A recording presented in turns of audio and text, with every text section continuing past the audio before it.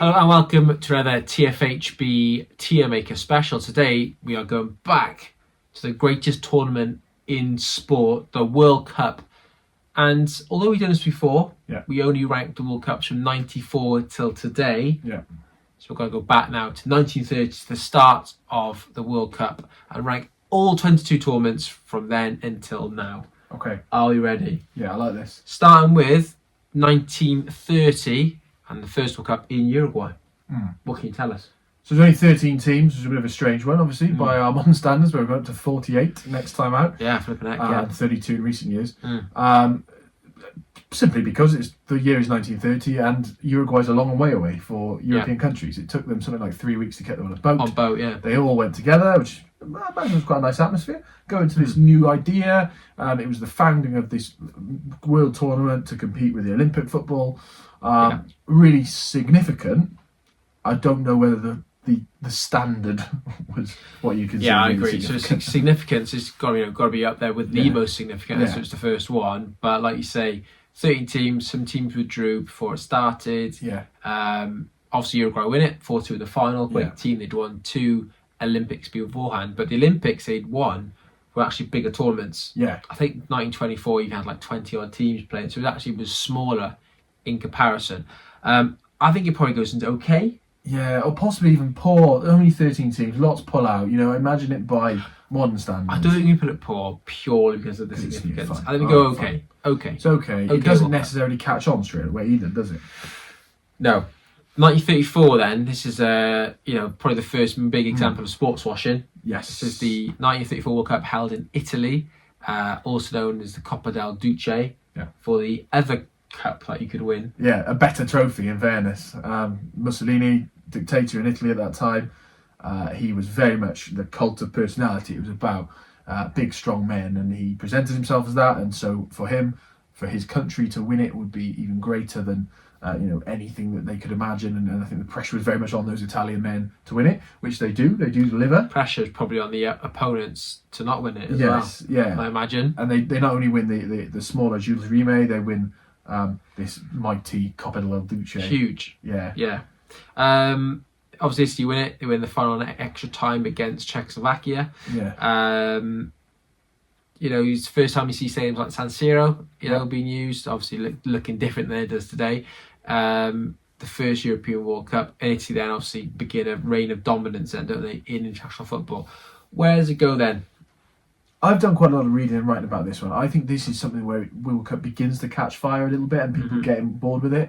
1934, the mid-30s before World War comes, and actually a lot of sport is growing in certain parts of the world. Obviously there's been economic crash in 1929 and things like that, so finance isn't where it was. But certainly sport is growing, definitely, if you look at it at this point. Italy were a very good team. They come and play England, who don't go to that tournament later that year and actually lose to them in the Battle of Highbury.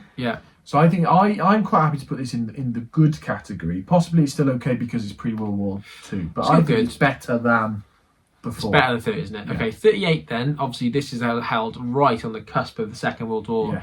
Europe is was it like dancing on a volcano, they said, isn't it? They're literally, it's about to erupt. All the major players other than the British teams are there. We see Brazil come, really strong in this tournament. I think Leonidas scores, eight goals maybe, outstanding. I think Brazil had a game against, I think it's Poland. I think it was 6-5. And I think it was a knockout as well. Wow. I think 34 was too, wasn't it? I think both they were knockout tournaments to the final. Italy obviously win it again. They beat Hungary in the final. Giuseppe Meazza is captain, a recognisable name there. Hungary obviously lose the final, but then we'll see them again in a decade or so to come. Held in France, again, some iconic stadiums, Parc de France for the final. I think there was a lot of goals in this tournament. I think it was an okay though. I think it's a bit more forgettable. I think it's forgettable. Certainly from when we've written about all three, I think 38 is one that we maybe do forget a little bit, given world circumstances at that time. I think so. Yeah, there was bigger things going on. Right, 1950 World Cup. Now, some people believe this to be the start of modern football.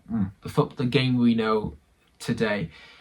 When you see this tournament, there's two matches you'll instantly think about. It'll be the Maracanazo to the final when Uruguay beat Brazil. Well, the final, it wasn't a final because it was actually a group stage. And the famous miracle on grass.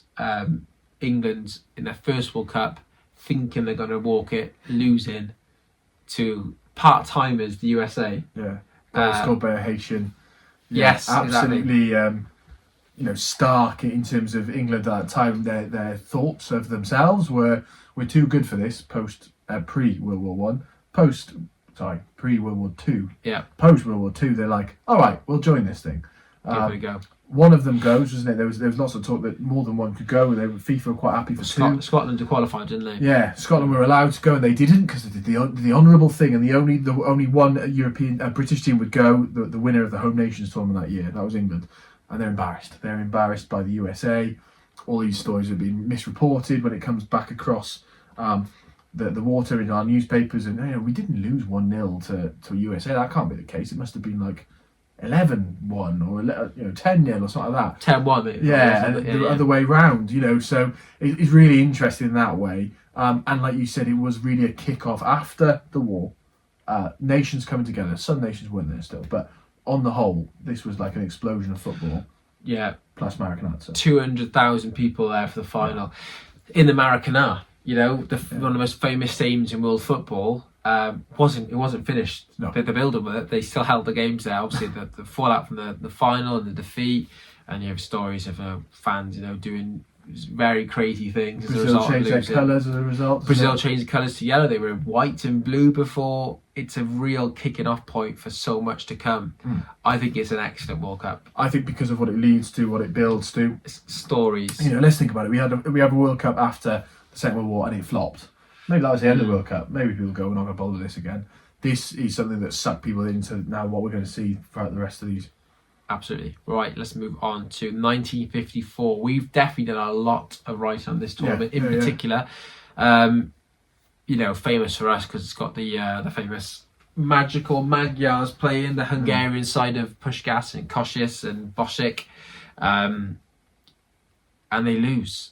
The final. The unbeaten golden team of Hungary lose to West Germany, which is symbolic in its own right. West Germany less than a decade later didn't exist 9 years before. It was Germany. They lose the Second World War. They come into the World Cup. The first time that they've been allowed to compete in international sport since the Second World War. The first time the anthem is played. And then obviously this country comes together, and even though they lost 8-3 in the group stage to Hungary, they come and beat them in the final 3-2, having been 2-0 down. Yeah. Of controversial, people have since saying they think they might have been doping to win it. They obviously had the Adidas boots with the changeable studs was a big thing, wasn't it? The Adidasler helping the West Germans to win. I think it still holds the record for the most goals per game. It's something like 5.5 goals a game. Ridiculous levels. Yeah. I'm pretty sure Hungary scored like 25 goals on the tournament. It's mad. And an absolute shock in the final as well. I think everyone just thought Hungary would walk it. They had demolished. It was in their path throughout the last sort of 4 years of football. Yes. And their only one game that they lose in this spell of 5 or 6 years is the World Cup final. Big games. Well, the game it's Uruguay in the semi-final was a really big battle. The one against Brazil in the quarterfinals, they're all fighting and punching and stuff. I think this is maybe an out of this world. I think if there was a tournament I'd like to go back in time to watch, it would probably be this one. Yeah, and Beckenbauer speaks about it. He writes about it as being so significant for Germany, again for sort of self-confidence of the nation, but also for building to what would come football-wise for the next.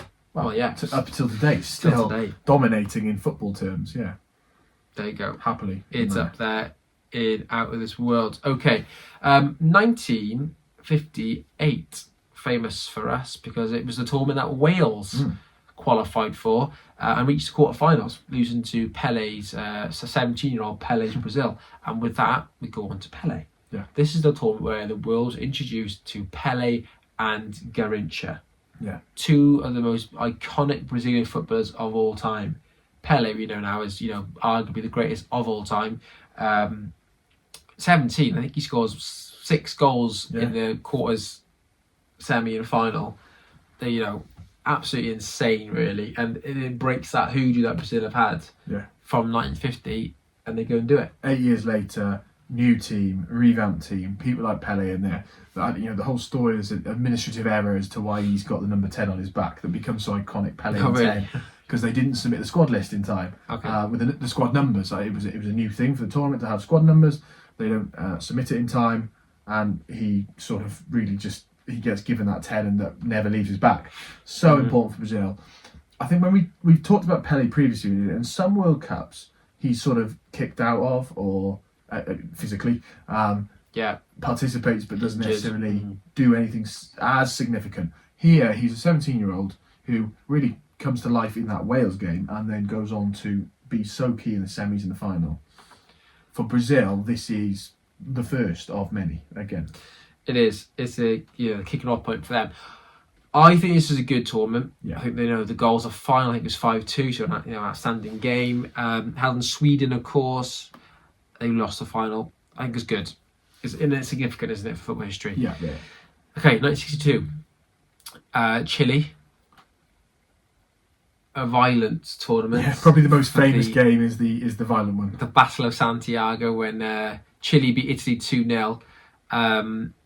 There have been reports beforehand. I think the Italians have been a bit were very complimentary towards the Chilean host. So maybe even before the tournament, Chile took offence to that, and then the match between them descended into chaos, fights, punches, kicks in the face, sendings off, which then introduced the referee who reffed it was the one who introduced red and yellow cards as a result. I think this is generally regarded as one of the worst World Cups, though. I agree. Brazil win it again, though. I don't think quality was up there. There's a couple of stories you take away from it like that, like Brazil retaining the trophy.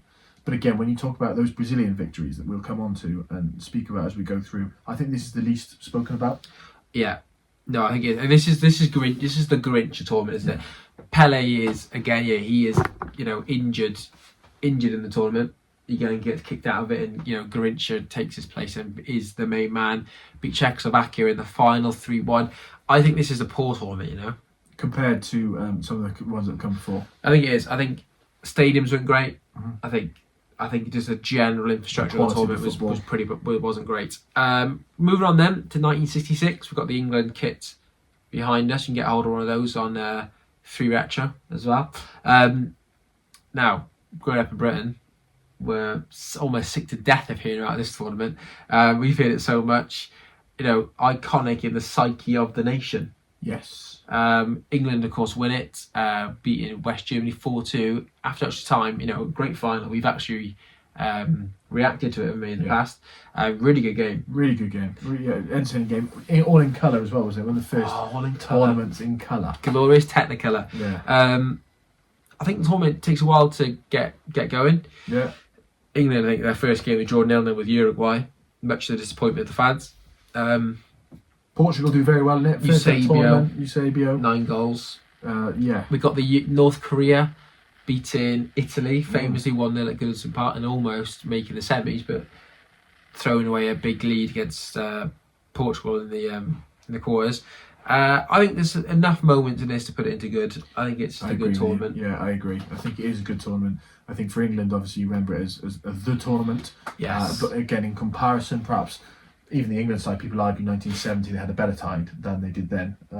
But it's great for the story of the final, isn't it? And did the ball cross the line and Wembley, Germany versus England, first mascot. Yeah, I think it's got enough. It's got enough about it, isn't it? Yeah. And like I said, great final. Right, Mexico 1970.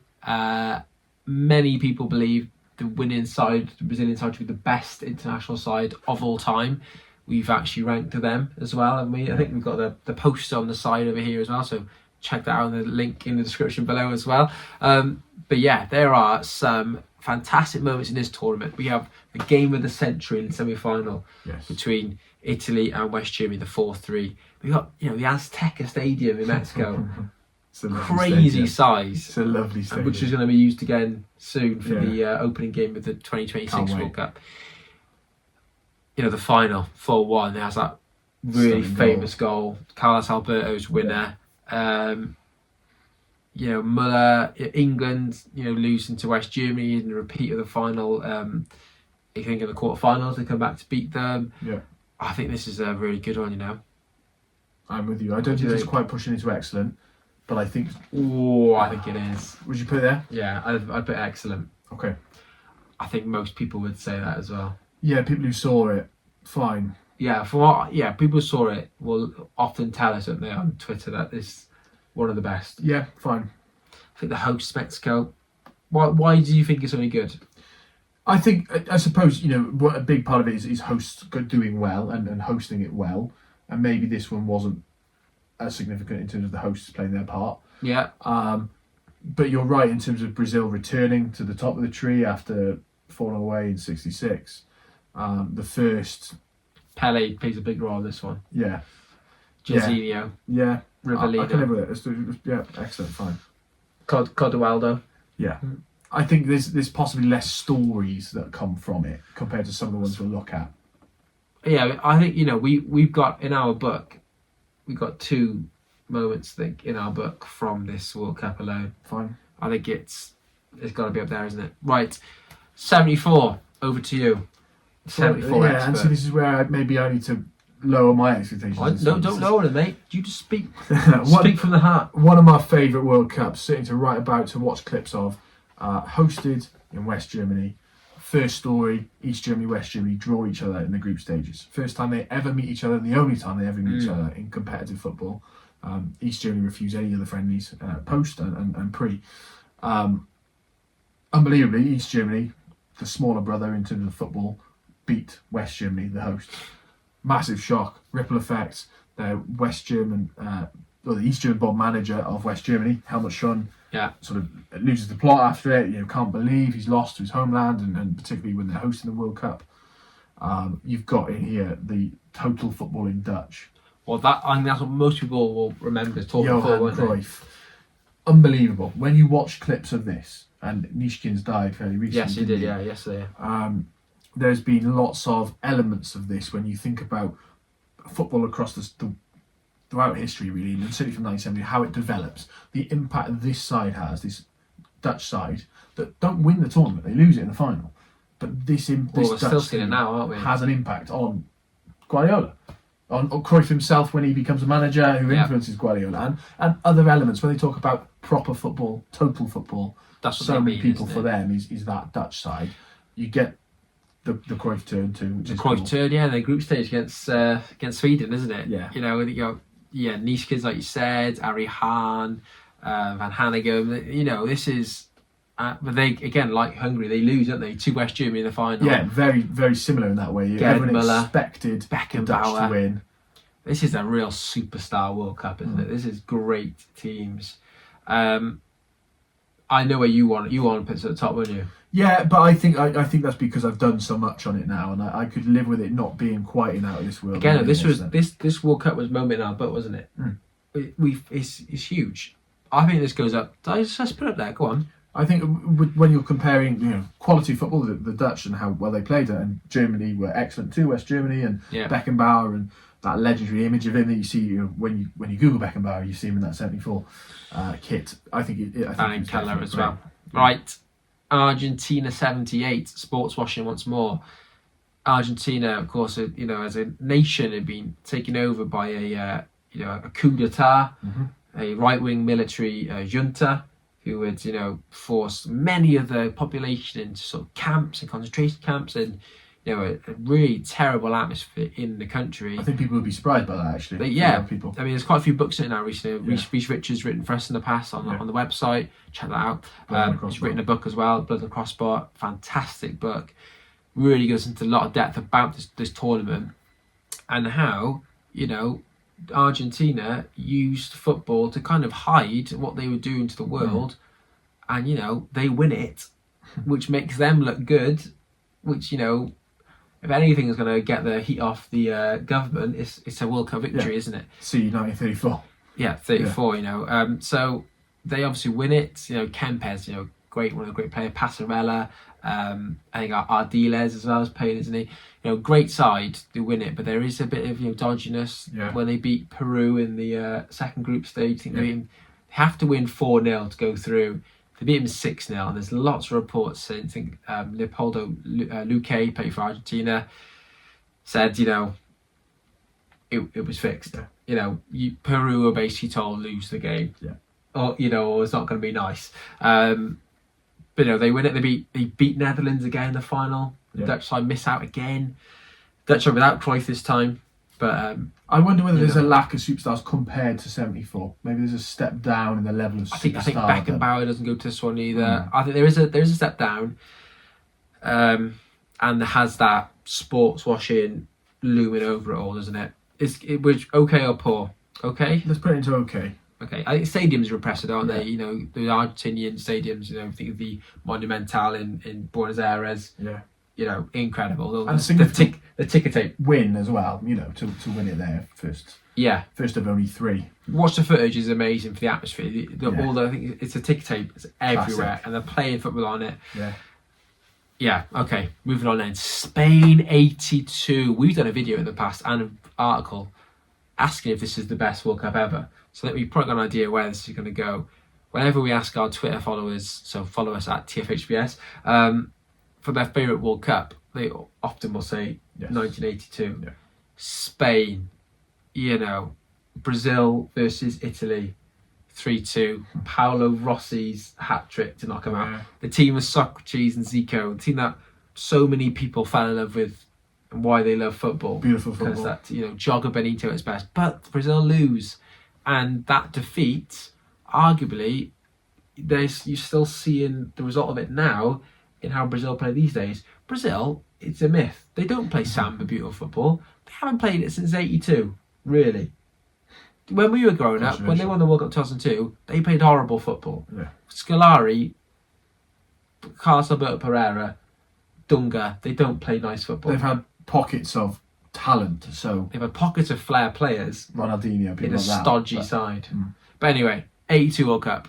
This also has moments like England in the first tournament since the 1970, but to going ahead really early on. Brian Robson scored his goal. I think Northern Ireland were in this tournament as well. You got the disgrace of Hehan when West Germany often involved, aren't they? And Algeria, and Austria, fix a 1-0 win for Germany to knock out Algeria. And again, footage is staggering. They're just passing the ball around for a good sort of 20 odd minutes or something towards the end of the game. It's what leads to final group games being played simultaneously, isn't it? Yeah, exactly. Yeah, because they are at different times at that point. The final, you've got Italy beating West Germany. You've got the Tardelli screaming celebration when he scores his goal. You've got the semi-final match between West Germany and France, the famous tackle from Schumacher when he comes out and he sort of knocks out Battiston with that awful challenge. And then he saves all the penalties in the shootout in the at the end of the game. I mean, there's so many moments in this tournament. It is iconic, isn't it? Oh, definitely, it's out of this world. It is. There we go. It's up there. Mexico 86. Who do you think of when you think of this tournament? There's one man, isn't there, really? There's one man who dominates the headlines with 2 moments in the one match. Yeah. The goal of the century scored by Maradona against England. Absolutely stunning. But he also handballs the ball, hand of God style. I thought it was a fantastic header, personally. He outleaps Peter Shilton and he punches the ball in. Yeah. And people, particularly in England still, and Shilton himself, will absolutely rage at that and say it's a disgrace. But what a way to go down as one of the most iconic moments in football. I'm glad it happened. I'm sure there's lots who wish it never had. But as an image, and you can still, I've said before, I've got it on my wall as like a canvas of him punching that just above the glove of Shilton. It is incredible, and it just summed up Maradona, the genius, but also the naughtiness. the controversy as well. Yeah. This is a tournament of Danish Dynamite. It was an emergency host as well by Mexico, wasn't it? It was going to be Colombia first, wasn't it? And they had to pack it in and gives it back to Mexico, who have has Teca again. Yeah, holds these fantastic games. The game he scores another goal against Belgium in the semi-final, isn't he? That's ridiculous. The final was really good, 3-2. against West Germany starts a bit of a rivalry between those two teams, as we'll see again now coming up. I think it's good or excellent. What are we thinking? I'd put it in excellent. I think because of the moments, and some people will say those moments spoil it a little bit, like the Suarez handball that we'll maybe come to as well. But Lineker is top goal scorer in it. England do have a good tournament apart from that. Well, that, yeah. But really, it's the Maradona tournament, isn't it? And there's a cult of Maradona, or rightly so, because of this. And I think it puts him in excellent because he's one of the greatest to ever play the game. Okay, lovely little 3-3-3 here, then one. Yeah. Okay, Italia 90. This is going to be the one that splits the most opinions. Yeah.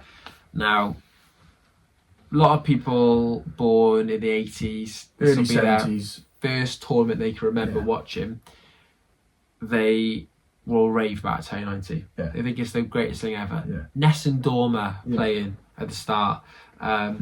Gazza's tears. Schillaci with all his goals. Iconic stadiums. San Siro, Stadio delle Alpi. Yeah. But it wasn't good. The football was really bad.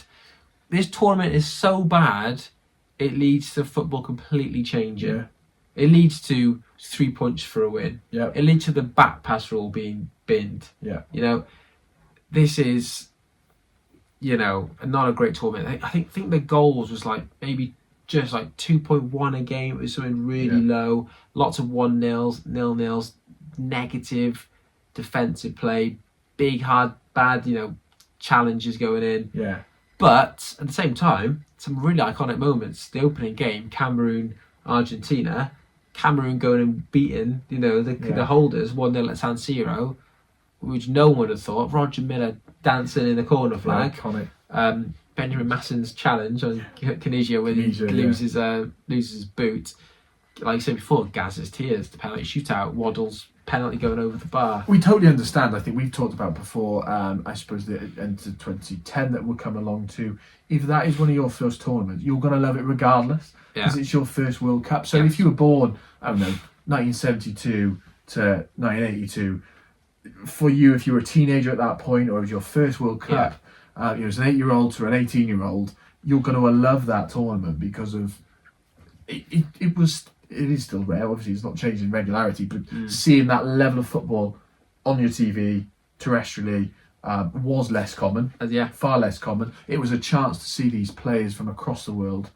But when you compare it to some of the tournaments that we've just talked about that are so iconic and had good football, not just big moments, but good football, I think we have to drop this down, don't we? Does it have enough iconic moments to keep it into okay? I think it does, and I think it does for the sake of, because absolutely fair enough. Another point is how people remember it, and people remember it well. You're right, nostalgia-wise. If this was based on nostalgia, it would be out of this world, doesn't it? Yeah. But people love it, so we've got to give it a little bit more than Paul. Yeah. World Cup 94. Okay, now we're back on ones that we've been alive for. We've ranked all these in the past. I can't remember where we put these. It's one of our first videos. This World Cup then. World Cup now is, football's a new game, isn't it? Premier League's introduced, Champions League's introduced, a few points for a win, back pass rule. It's held in America, a country which, calls it soccer. They've, not been big into football in the past, but they attend it in record numbers. Diana Ross opens the tournament by missing a penalty.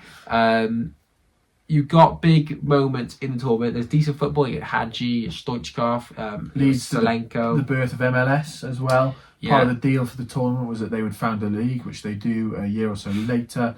95, 96, they found MLS, and obviously is really significant in terms of the growth of the game across the pond, which is still growing. And it plays an impact on a lot of young girls playing soccer as well. Yeah. They get into it. Obviously, America are dominant in soccer. In the women's game, and still are a fantastic side led by Emma Hayes now. Even though this was the men's tournament, that plays a big impact, isn't it? Because again, it's global. It's everyone's seeing it. It's things like the Rose Bowl, this beautiful stadium in America. Rose Bowl, yeah. I mean, it's Romario. Yeah. It's Baggio at his best. Maldini. The final was rubbish though, 0-0. And I think that plays a part. It does. It does. It does play a part how you remember a World Cup is the final, and the finals from 86 is probably the last great one, and the other ones since, other than the recent one, have been pretty rubbish. Very cautious. They're scared to lose, which is why they introduced golden goal after this, which doesn't work out either because they become even more cautious from that. I think this is an okay tournament. I think it's okay. Yeah, I'm with you there. I wouldn't put it into the poor. It's got a couple of iconic images and scenes. It doesn't, other than like the Baggio and the Diana Ross penalty miss, which isn't football in that way. There's not many moments that instantly come to my head. From this tournament. But again, it's nostalgia-wise for people living, born in the 80s. It's a really significant tournament. Okay, France '98. Then I vaguely remember watching a bit of this as a kid. We got the famous Brazilian kit behind us for Ronaldo. This tournament is the first 32 World Cup tournament. Yeah. I'm pretty sure that there's quite a lot of goals. It's the tournament of Ronaldo. Where he is so good. Obviously, Brazil make it to the final. Then he has his moment, doesn't he? Before he has his seizure, he misses. I think he's going to miss the game. He ends up playing when he probably shouldn't have played. And then that French team with Zidane win 3-0. The French, they called the Rainbow Team because they were taking a lot of the players had their heritage from all over the world, and they'd come together, a bit of a melting pot, and made this side, and they'd won it, and it was a symbolic win for the new France that was coming out of it, led by Zidane, who sort of announced himself onto the world stage, and with those two headers in the final. But you've also got then the Michael Owen goal against Argentina. What a game that was. Beckham red card. The Beckham red card. Oh my gosh, you got the Bergkamp goal against Argentina. Now one of the best games ever. Yeah. When he brings it down the last minute and notches it in. The group stage had big moments. You've got the famous, off the top of my head, the Danish celebration with Brian Laudrup when he's lying down on the floor. All those crazy moments happen in this tournament. Pretty sure Norway beat Brazil in the group stage. Amazing shock there. This was, I think most people who talk to us on Twitter will put this right at the top. I think so. I think it's out of this world again. Would you go that high, or would you go? Davor Suker, friend of the show, top scorer. Davor Suker. I would, Of a new nation as well, really, Croatian that way. This is a world as well that has changed in the 90s. Culturally, everything looks different, certainly in Britain, but equally across the world. And football is growing. This is the real explosion in growth. Obviously, in our shores, in England, we see Man United dominate the next sort of season or so and win their treble.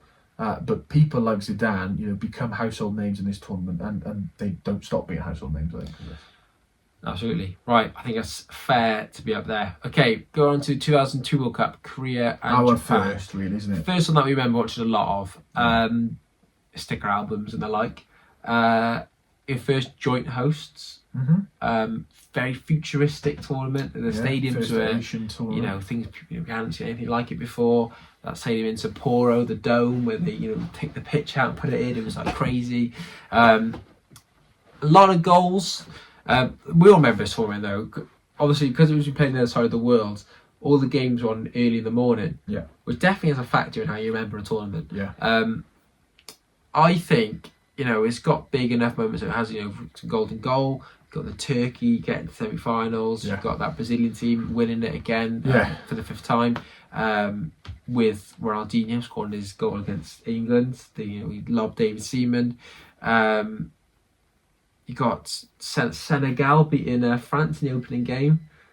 That was a big shot, wasn't it? Yes. Yeah. That was crazy when that happened. And I think, again, when we talk about nostalgia and people now who are similar age to us in their 30s, this is a really important tournament for them. And I think it is in terms of the Brazilian bit of it, Brazil winning the World Cup. We now think Brazil, and like we've said previously, they haven't done anything since then on the world stage, but they're still considered one of the best of all time, obviously because they've got 5 tournaments. But we saw them win a World Cup, and I think in my head, because this was my first World Cup, I was like, well, they're the best team, and they sort of are in terms of the football history and how many they've won. Ronaldo with that iconic haircut that you can't forget. And you still see on the internet and laughed at, and it is. There's memories in it that stick, I think, for this one. In terms of quality, it's not up there with '98, though, is it? I don't think so. No. Was it good or excellent? I'm tempted to put it in good, actually. Yeah, I don't think it's up there with 70 and 50 and 86, is it? Yeah, it's going to good. Okay. Germany 2006. Okay, we are 13 years old at this point. Now, this tournament, I mean, what's the first thing you think about? The goal early on, the first goal. Oh, Philip Lahm. So that was one of my early memories. Set the tone for a great tournament. And Tostan Frings scored a lovely goal as well. Strike. So that's that. But obviously, then you think of the other iconic image of the final. I mean, what a final! The headbutt. Yeah. Zidane on Materazzi. I mean, that was a great final. Yeah. Yeah. I mean, this tournament had a fantastic group stage. The goals were flooding in. Yeah. And then they dried up in the knockout stages. Yeah. We got a bit scared of losing again. Yeah. You got a match like the Battle of Nuremberg though happening.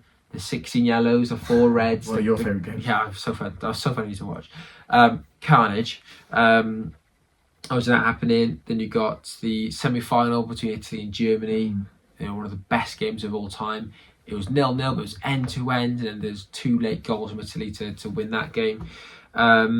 And then, like you said, the final, of course, iconic match. Zidane's Panenka penalty. Yep. Materazzi scores a header. Zidane headbutts Materazzi. Italy run on penalties. Amazing stadiums in Germany. Yeah. Maybe the Argentina-Germany game ended up in chaos with a big scrap after the shootout.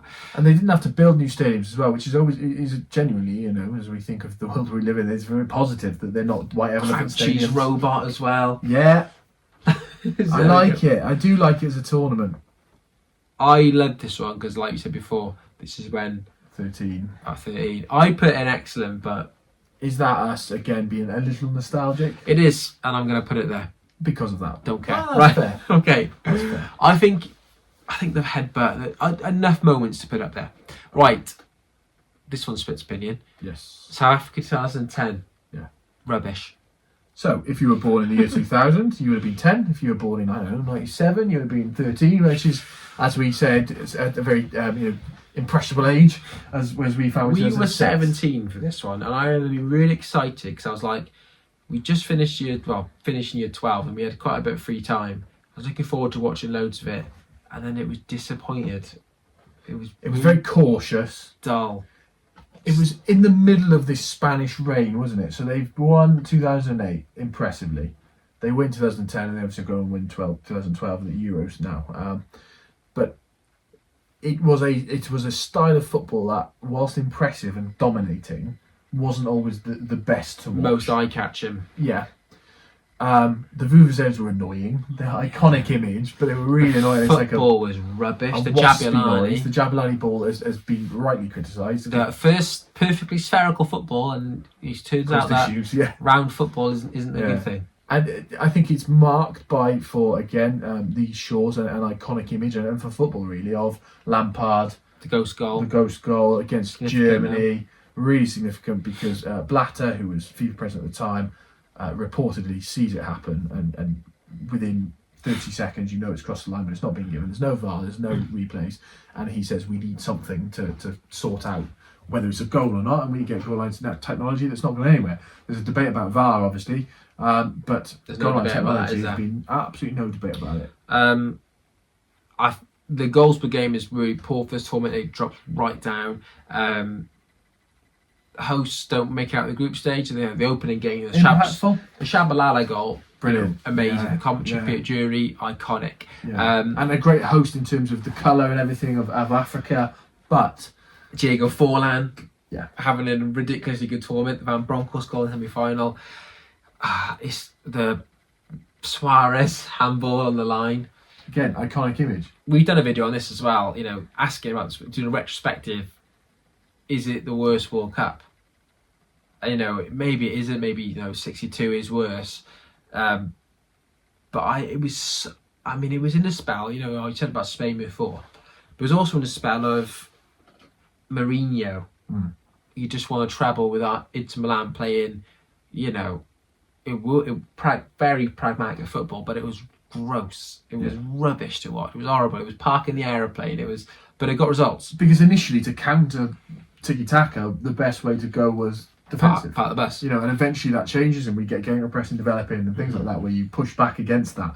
But initially, Mourinho cracked the system, but the way to do that was by defending, being tight and stodgy, and just letting them pass it around, but being really difficult to break down so they don't actually create anything. And then obviously, Netherlands try to employ that themselves really in the final. They try and kick Spain off the pitch. Yeah, it's a really bad final. Alonso. Iniesta scores the winner. He retired today. At the time recorded. Yeah, at the time of recording. I think it's a poor World Cup. I think it promised so much. I remember being so excited and one of the biggest anticlimaxes ever. I'm told because a World Cup's a World Cup, and so I remember everyone fondly. But as we do reflect, like we do on each tournament, I think we can say it's the worst of our lifetime. I think people will criticise that, and that is fine if you disagree for nostalgia reasons. I think if you talk quality reasons, you're wrong. I think if you say, "Oh, it was my first World Cup," I totally get it. Obviously, you're going to boost it. Yeah. And people, you make your comments. That's fine. It's good for engagement. Okay. Yeah. But there we go. Right. Okay.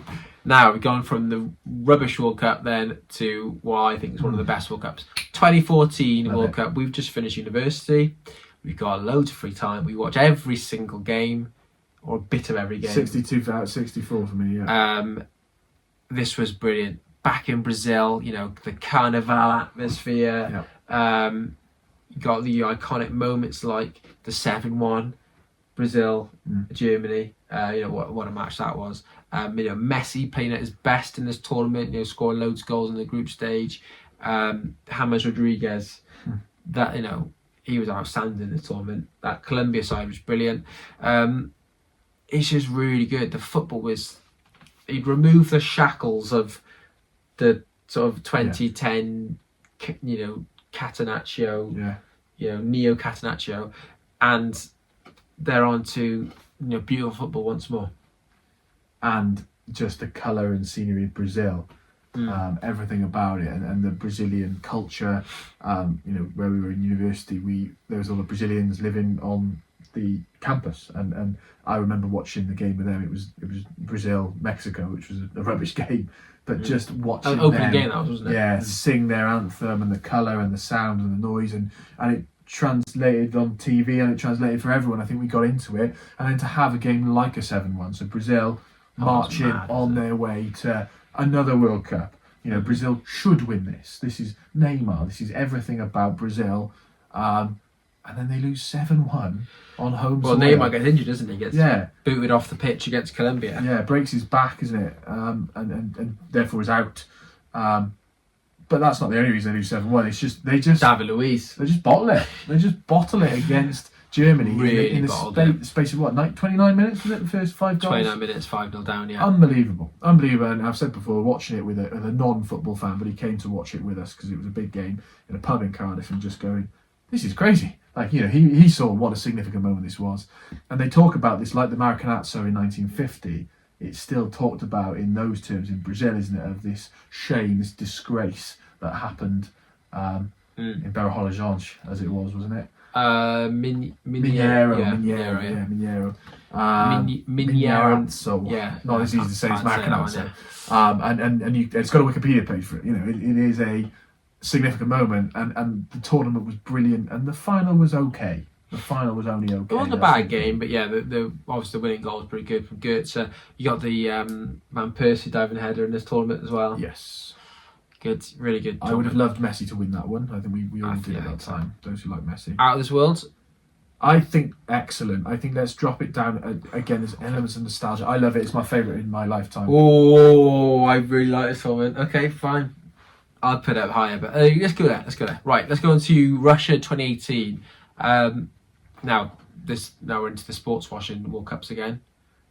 Russia obviously using the World Cup to hide what they're up to. Well, they're not so publicly declared, really. Actually, that was at the time, and people weren't calling it out quite like they did. No, they were when they won it. There was like, oh, these two won it. Russia and Qatar. Yeah.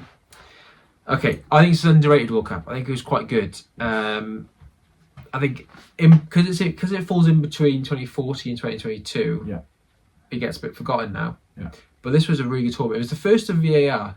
And VAR was really good in this tournament. It was used really well. Everyone was loving it by the end. They were like, oh yeah, it's just great. Get it into the Premier League. Obviously, since then it hasn't gone so well. But this tournament, it will be forever known for VAR. Mm-hmm. But the football was good. It was a good tournament. The final was all right. 4-2 in the final. Mbappe scoring, the goals when he was a teenager. You got the Argentina game, the 4-3, the Pavard goal. Outstanding. What a moment. I remember this was a really good tournament. Superstars had the 3-3 Portugal-Spain and the Ronaldo hat-trick and that free kick he scores at the end. Yeah. Good penalty shootouts. Yeah, or always have a good shootout. Yeah. Messi for that great goal against Nigeria, to help them through the group stage. England get to semi-finals, don't they? Maybe not great for us, but they get semi-finals. Kane top scorer. Again, a lot of goals. I think it was just a good tournament. And France raising their head. Obviously, they did decently Euro 2016, but raising their head as what we see now in recent years as we're a good side here. That France is showing off. And Mbappe, as we said, Croatia making the final. Yeah. That was a shock. Yeah, because they emulated and possibly even surpassed the '98 Croatian side. Well, yeah. Yeah. I think this is a good tournament. Good. I think it's a good tournament. It's good. I think it's forgotten about now, but I think it was good. It was definitely a good watch. Okay, now finally then, the most recent of World Cups, 2022 in Qatar. And Wales qualified for this one again and did really badly. Yeah. Do I blame Rod Page? Yes. But it was not a great tournament for us, but we did get a goal. Gareth Bale scored. It was, it's probably the most excited I've been for a World Cup ever because Wales had qualified. Yeah. And it was painful. But the host nation, incredibly controversial. Or the workers on the stadiums, dying before the tournament. Yeah, terrible. Lots of cover-ups there. The LGBTQ rights as well, being repressed in the country, leading to a lot of people calling for boycotts before it goes ahead. Though the group stage starts off pretty poor. The final round of group games is outstanding. Yeah, we had conversations, didn't we, during the tournament? Obviously, Wales had done poorly anyway, and that will obviously influence our feelings on it. But it was poor. The tournament, and we had. I was really struggling to get this one. Yeah, it's every 4 years, and you want the tournament to be class because it's only every 4 years. It's the World Cup, supposed to be amazing, and it wasn't in the group stages. It was poor, but it does take off in that final group round. Yeah, and then into the knockouts. You're thinking that I think it was the Japan, Germany, Spain, Costa Rica group. Yeah, and the last round of group games, and the goals kept going in, and the place in the table kept changing. I think Costa Rica went over, were qualifying for a bit, and then it was Germany, and then Spain, and Japan win it in the end with that controversial goal. Was it over the byline or not? Yeah. Obviously, from that moment, it gets really good, and the knockout stages were outstanding. The final was, one of the best games ever from about the 80th minute. Yeah, certainly in our living memory, best World Cup final, and in final watching, you can obviously say Miracle of Istanbul in the club context, but that's up there with that really in terms of. So they were the best games of all time. Yeah. The first 80 minutes though was dominated by Argentina. Yeah, we remember it nostalgically again, because of the finish. It's recency bias sort of. It finishes. It's so the strong. Mbappe that volley to equalise, and then obviously 2 goals in extra time. If there's goals in extra time, it's great, and the penalty shootout, Messi winning it. He was on a mission, wasn't he, in that tournament? Yeah. I think he got 7 goals, did he? Yeah. He was always labelled as, he's never going to be Maradona and Pele, and for some people even Cristiano Ronaldo, because he didn't win a World Cup. He's not done that on the biggest stage. He was brilliant in 2014. He was solid in 2018. But 2022 was his tournament. And it was sort of the GOAT against the kid, as it was labelled, with Mbappe competing with him. Mbappe will end up breaking lots of World Cup records without a doubt because he started so young and he's been so successful in his first team. About 12, isn't it? 12 goals. So he will take Klos's record and things like that. But to see them both go head to head in the final, very sort of Americanisms of Messi versus Mbappe, and it's so often not that, is it? It's so often the team in football. Yeah. But the final was this. They both left it all out on the pitch, both going for the golden boot and the golden ball. Yes, yeah, absolutely. Both competing on that front, and yet, we see that not just in like a cautious final, but in an explosive final. And there was that game with Argentina and Holland. Yeah, that was great to watch. Yeah, so really, was just anarchy, wasn't it? Really it good games. I loved this tournament in the end. I didn't at the start. I know what you mean. Where's it going then? Does it go excellent? Does it last bit? Does that final just push it up? I think the final. Let's put it into excellent. Okay. Out of our 24, I think that. Okay. That's interesting. Final one, actually. Predict ahead to the USA. Just the USA again. Out of this world. Yeah, I hope so. In the next tournament. 48 teams. 48 teams. Going to be very, very strange. Timings wise, it'll be like if you watch American sports, it'll be even ones. Yeah, quite late. That's what I like a late though. Yeah, 48 teams. I think that's going to be really interesting. I think it's going to be a wrinkle on it. Hosted by 3 countries, isn't it? The US, Mexico, and Canada. I wonder whether people will complain like they do with the Champions League format, the new format when it first happens. About something. I think we'll hopefully. I'm hoping it's going to be an excellent tournament, but I imagine we'll be saying something like, "Oh, it's a decent tournament." There'll be moments that we'll remember forever from it, won't there? Yeah. Wales winning it for a start. Okay, right. Thank you so much for watching our final ranking. Then we have 4 out of this World Cups in 54, 74, 82, and 98. We have 6 in the excellent category, 5 in the good, 5 in the okay, and then 1962 and 2010 in poor. I'm happy with that. That feels about right. It definitely feels about right. I'm sure we'll have lots of comments below. This is wrong. Please let us know in the comments then what you think the best World Cup is of all time, what is the worst World Cup of all time, and which ones you think may be a bit underrated. What's your favourite moments? Just comment it all in those comments below. Please like and subscribe and vote for us in the Football Content Awards. Link to that in the description below as well. We are going for the Best Content Creator Award up against a very crowded field. Fantastic finalists as well. I think it's about maybe 10, 11 of us. So please give us your vote, because we're definitely the smallest out of all of us. We're going to have a lovely time anyway. We will. We'll have a great old time. But there we go. Thanks so much for watching, and we'll see you again for the next one very soon.